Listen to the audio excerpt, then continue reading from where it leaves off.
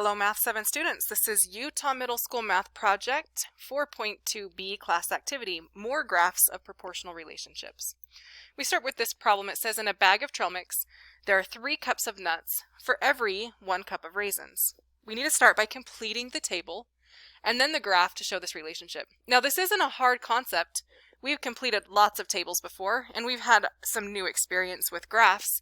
The part that's different this time is that our table is completely blank. And our graph is completely blank. We don't have any axes labeled, we don't have a scale, we don't have any of that information.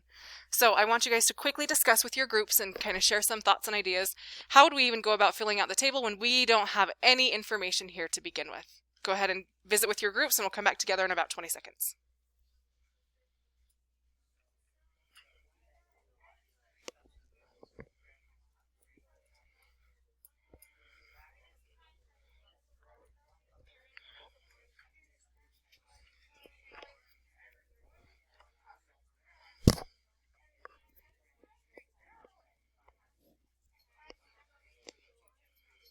Okay, come back together and share some of your ideas. I know you might not have had enough time to completely fill out the table, but hopefully it was enough to at least give you ideas on how to get started. What would you do to get started, Brighton?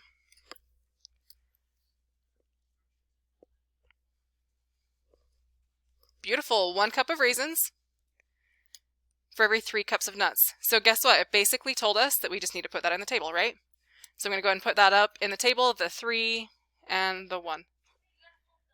Why do I have to flip it? I just put it in order. It says 3 and 1, so I did 3 and 1. Birdie?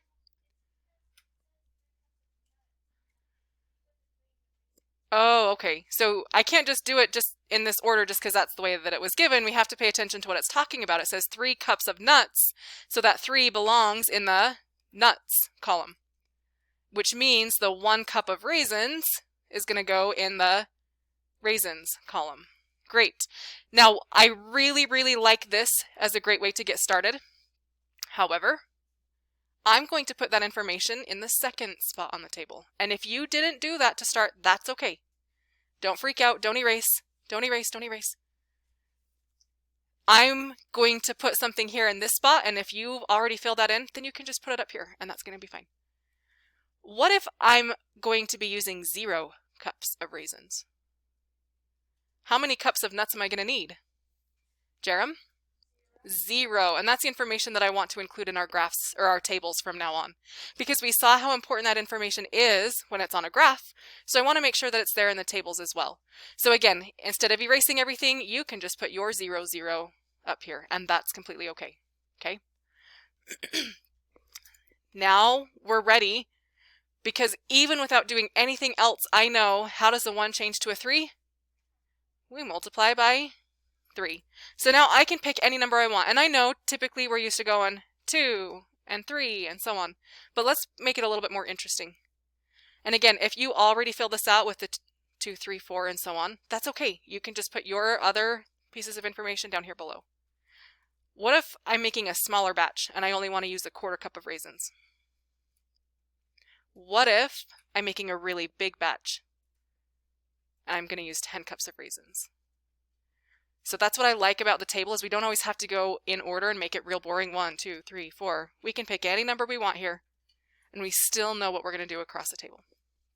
Okay, so if you did just 1, 2, 3, 4, 5, add your 1/4 and your 10 down below. Give yourself some extra information. I'm going to let you guys work on that for just a second, but before we do, let's talk about the graph. That way, when I set you free to work on this, you've got a little bit more guidance. Okay. We have this table and it doesn't tell us X and Y. All I know is that this here is our X-axis, and I know that because I'm really good with graphs and graphing, so I remember that the X goes across and the Y goes up and down. But what variable am I going to put here on the X-axis? We have 2 options. We have raisins measured in cups and we have nuts measured in cups. So how do I know which variable should go here on the X-axis? Will you discuss with your groups and come up with some ideas?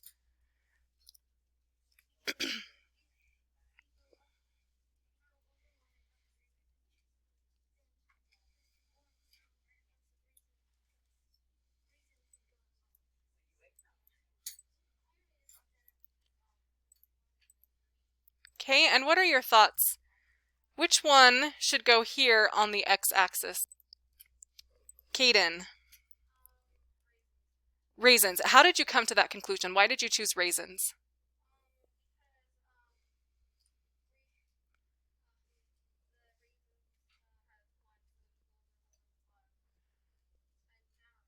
Okay, I like that you were admitting that you were just guessing. You were right, but here's the reason why he's right. Here's the reason why we want raisins on the bottom. Okay, eyes on the screen. Your first column is always going to be X. Your second column is always going to be Y. That's how you know.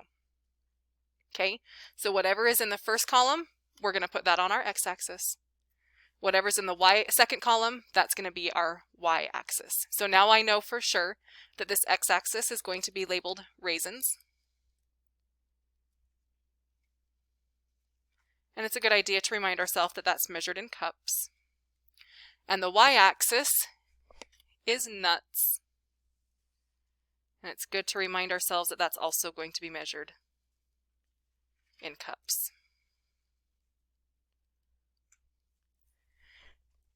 Now that we know what goes on which axis, we also have this other challenge. Again, we haven't seen this before. What are we going to count by? And I'm going to start by saying it almost doesn't matter as long as you're consistent. Here's what I mean by that. When I look at the raisins, I can see that we're counting by ones, at least in the beginning, 1, 2, and then I did some crazy things. That's always a good clue, that we can count here by ones. So I can go 1, and then what would come next? 2, and then after 2 would come? Good. Eyes on the screen, make sure that you're paying attention. I want you to understand why it's not okay to go 1, 2, and then call this one 1/4, and this one 10. That's what my table did, right? Why is that not okay to do that here in the graph? Brighton.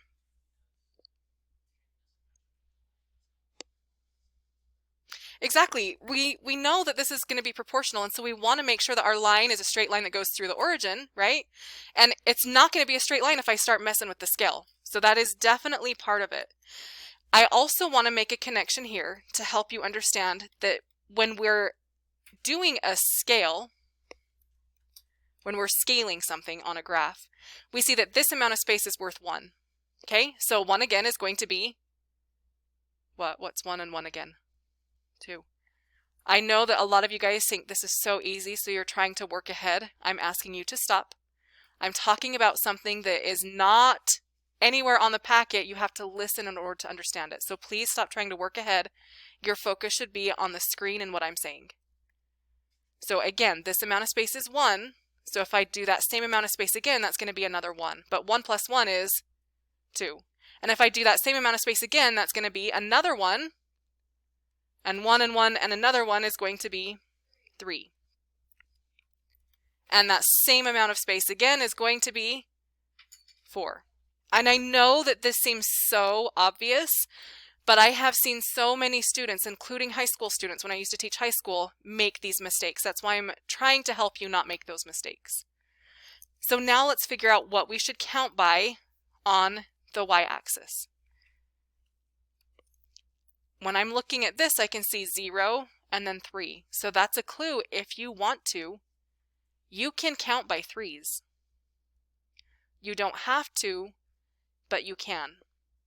I want to get a little bit of extra information on the graph, so I'm going to count by 3s, which means this right here is going to be labeled 3. So think, what would the next one have to be labeled if I'm counting by the same thing each time? Not enough hands, so talk with your group members.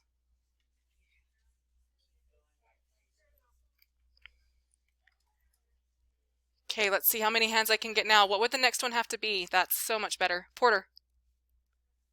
It would be 6, because remember what this means is this amount of space right here is 3. And 3 again is going to be 6. And 3 again is going to be 9. And 3 again is going to be 12. Now I want you to take a look at what I've done. Do you see how I've labeled the first few spots on the graph? and then I left the rest of it blank? You can do that too. It's just because we're a little bit lazy. As long as we know what we're counting by, that's enough. If you want to though, here's another option. We can go 1, 2, 3, 4, skip 1. So the next one would be, what would it be? If I'm going 1, 2, 3, 4, and then I'm skipping 1, what would this one have to be labeled? Zachary. Good. And if I want to skip another one, then the next one would be labeled 8. Okay. And the reason I do that is just because think about how long it's going to take if I labeled every single spot on the line. Not only that, it's going to get really, really cramped. Okay.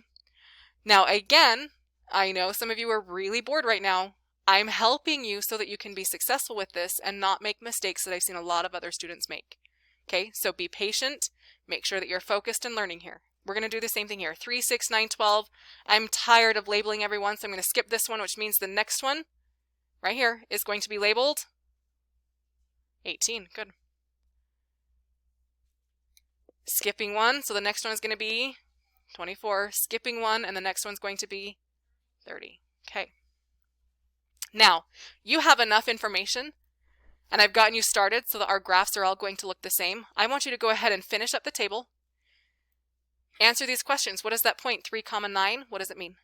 What is the unit rate? What does the point 1, 3 represent? And then when we get to D, E, and F, we're going to start talking about those ones together, but you can still work on those and answer those with your groups. So let's pause the video, and I want you to work as far as you can. Try and get all the way through F in the next, let's take 3 minutes and see where we're at. Online learners, pause the video until you've made it through at least C, and we'll go D, E, and F together as on the video. Okay, I already know how I'm going across the table. 1 times 3 is 3, so 2 times 3 is 6. You guys probably have like your 3, I'm going to go ahead and move those, 3 and 4, and then I'll add my 1/4 and my 10 down here. And so you would probably have on your table 3 times 3, which is 9, and 4 times 3, which is 12, and 1/4 times 3, which is 0.75, good, or we can keep it as a fraction, 3/4. And 10 multiplied by 3, which is 30. Great. Now we can plot each one of those points, and I have the point over Z or over 1 up 3. So watch on the graph this time. I'm not going over 1 and then counting up 3 boxes. We need to make sure that we're paying attention to the scale. So that means I'm going to be going over 1 and up 3, which is really just 1 box. Does that make sense? And then we have 2, 6, and 3, 9, and 4, 12.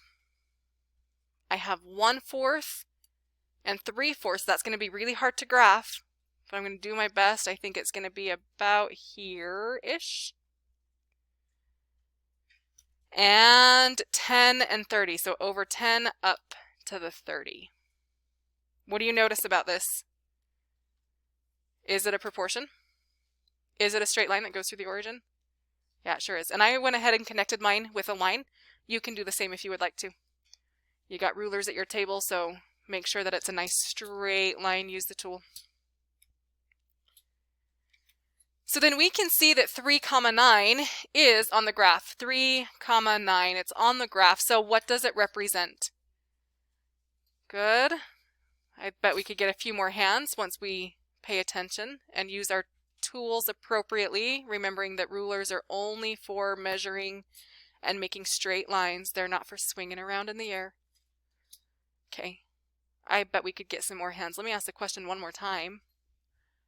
What does this point 3, 9 represent? We see it on our graph. If you're looking, we also see it on the table. Thank you, Jerem. Beautiful. So we remember that this 3, 9 is an x, y. And since the x-axis was our first column and our x-axis is measuring raisins, that means that that first number tells us about the raisins. And the y-coordinate or the y-axis is measuring nuts. So that y-coordinate tells us, the y-value tells us how many nuts. So, as Jerem said, for every 3 cups of nuts, no, of raisins, For every 3 cups of raisins, We need 9 cups of nuts.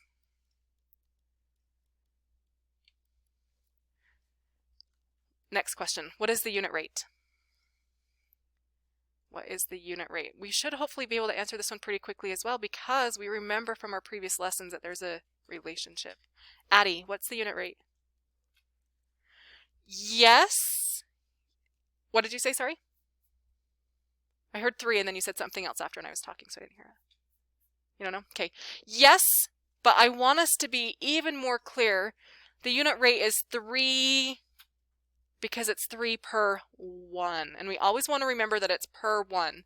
So this would be 3 whats? 3 cups of nuts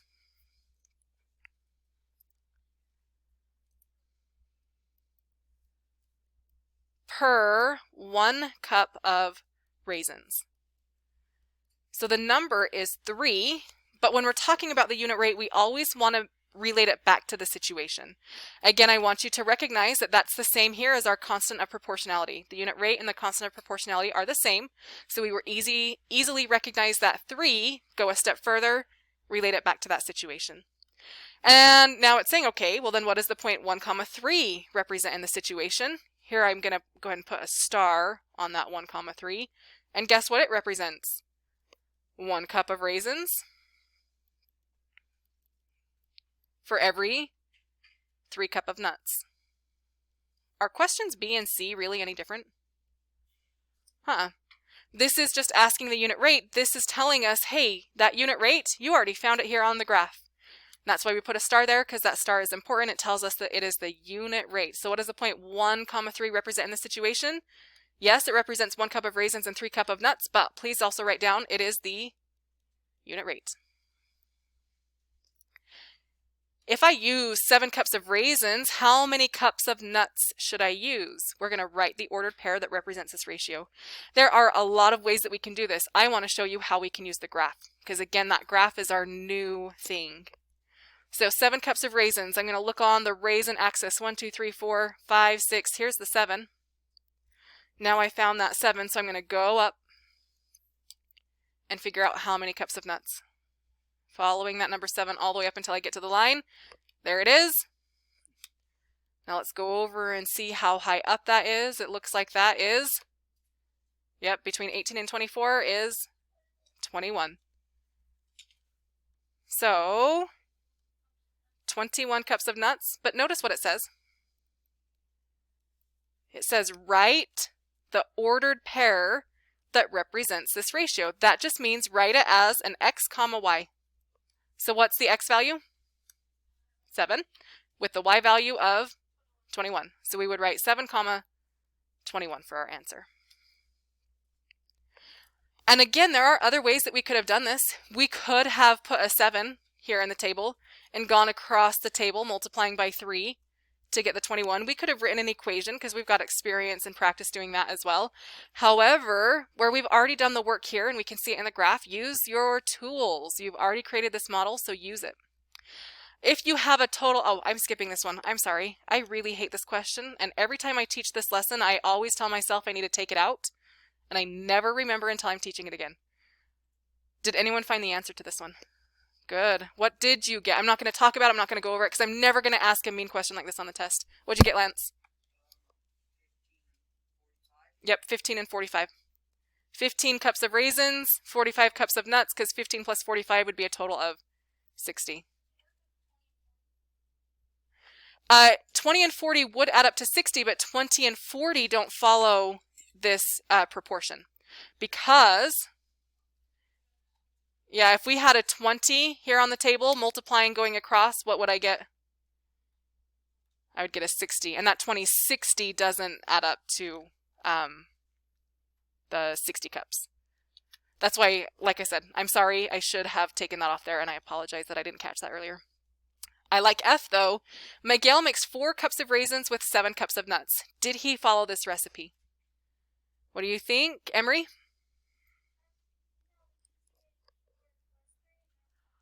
Beautiful. I'm glad that you even found his mistake. He did 4 plus 3 is 7 instead of 4 times 3, which should be oh yeah, 12, not 21, which should be 12 cups of nuts.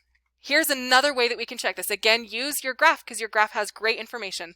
4 cups of raisins, 7 cups of nuts. So I'm going to find that. Over 4 cups of raisins, 7 cups of nuts. That's going to be about right here. Is this point on the graph? Nope. Well, it's on the graph. Is it on the line? No. And so this right here is another great way for us to check to see that Miguel did not follow the recipe. No, he added 3 instead of multiplying by 3.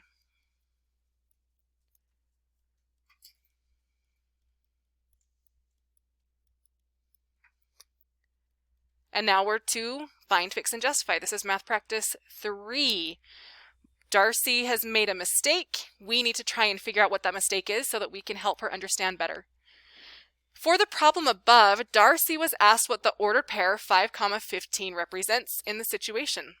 Darcy made a common mistake and said that the point represents 5 cups of nuts and 15 cups of raisins. Talk with your groups to explain the mistake that Darcy made and help write the correct answer. Take about 30 to 60 seconds to do this. Ready, set, go.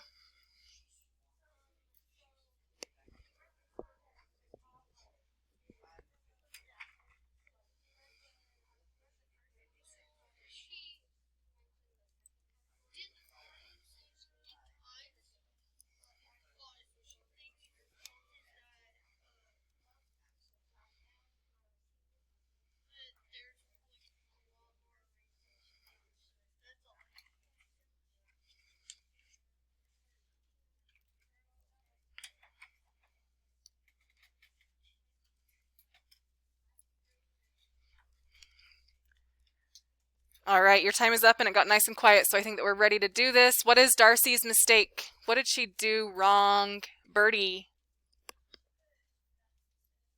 Yep, she got them flip-flopped, right? She said that the 5 represented the nuts and the 15 represented the raisins, and that's why I've shown my work this way. 5, 15, that's our x, y, and I remember that the x represents raisins because it's on the x-axis and it's the first column, and y represents nuts because it's the y-axis and the second column. Now you're ready to really put this to work. We have Mario and Luigi here. Mario is going to pay you 360 gold coins for 2 hours of racing go-karts.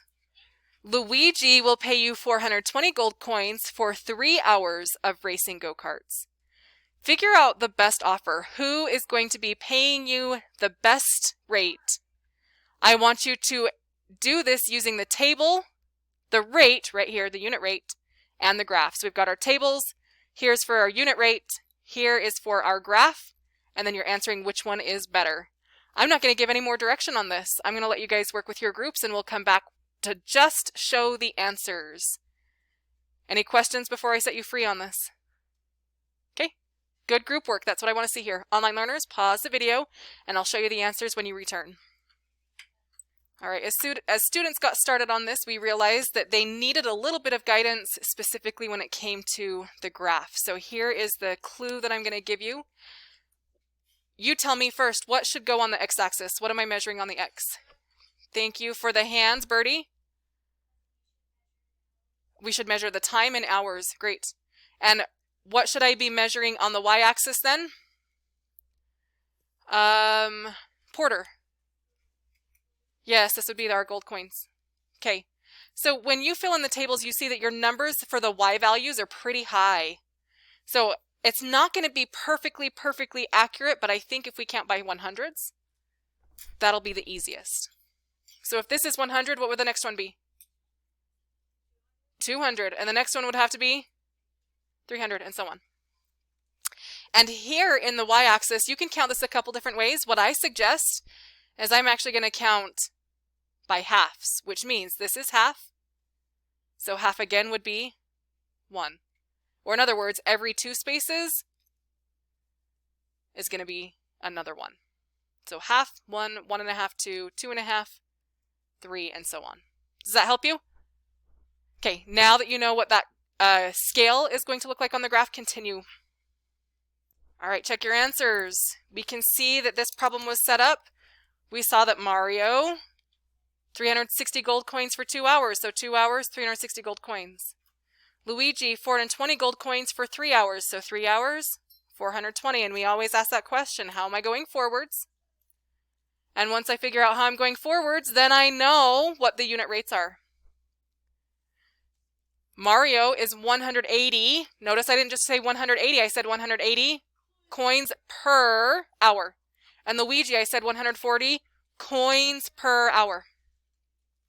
And here's the graphs. I graphed them on the same set of axes so that I can see that Mario's graph is a little bit higher and a little bit steeper than Luigi's. And the reason that's helpful is because when we are asked which offer is the best offer, why, how can I see which offer is the best here in the table? Focus here on this. If you're driving for Mario for 1 hour, how much are you getting paid? 180. If you're driving for Luigi for 1 hour, how much are you getting paid? 140. So which one is the better deal? That 180. You're going to make more with Mario. The unit rate, you can see 180 coins per hour is higher than 140 coins per hour. And you can see that Mario's graph, once again, is higher and steeper than Luigi's. Focusing right here on the unit rate. 1 hour with Mario is higher than 1 hour with Luigi. So who is going to be paying you more? Mario. Your homework is the 4.2b homework section. That's it for today. Thanks for watching. We'll see you next time.